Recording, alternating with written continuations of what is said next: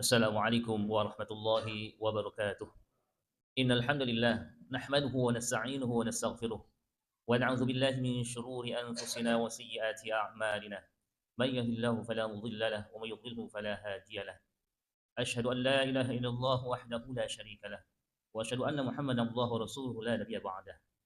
Allahumma shalli wa sallim wa barik ala nabiyyina Muhammad wa ala alihi wa ashabihi wa man sara ala hadihi wa salaka tariqihi bi ihsanin ila yaumil qiyamah.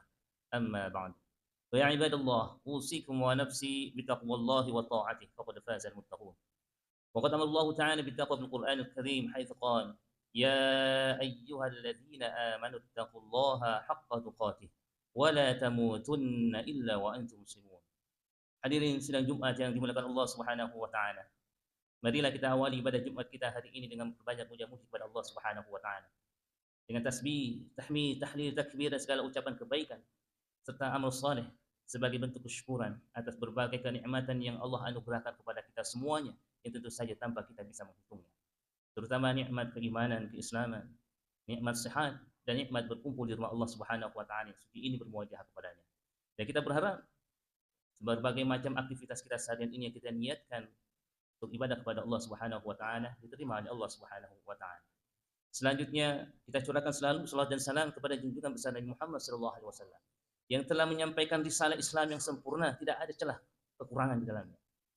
Yang tadinya manusia tidak mengenal Allah, tidak menyembah kepadanya, ketika Islam tersampaikan, kembali manusia menyembah kepada Allah Subhanahu wa taala.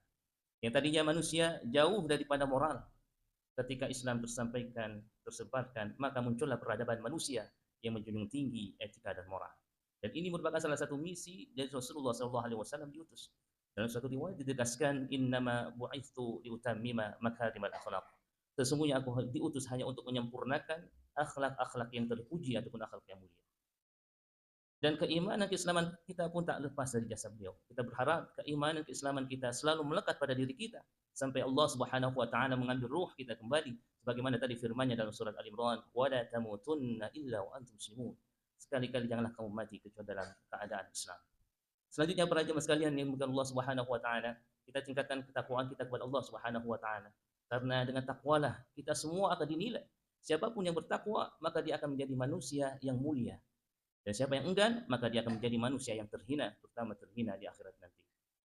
Para jamaah sekalian yang dimuliakan Allah Subhanahu wa taala, di waktu khutbah yang singkat ini, khutbah yang ingin menyampaikan satu sifat atau karakteristik dari orang yang beriman. Ternyata orang yang beriman mempunyai karakteristik yaitu adalah keunikan.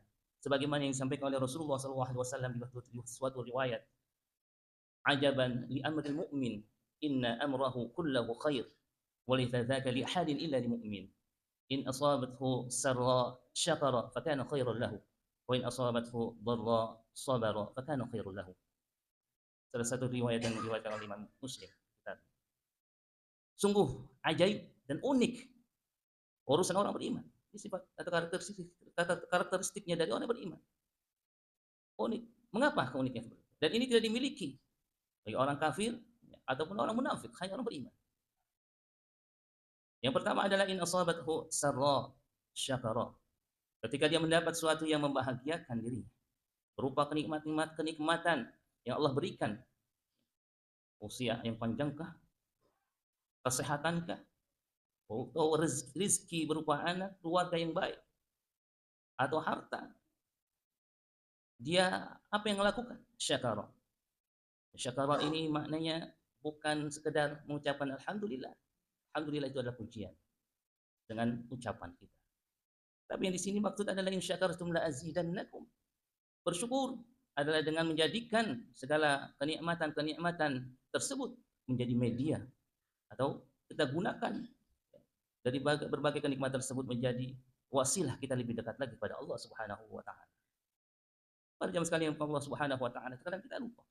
Ketika diberikan kesehatan, bersyukurnya lupa. Bahkan untuk menjaga kesehatan itu bagian dari syukur.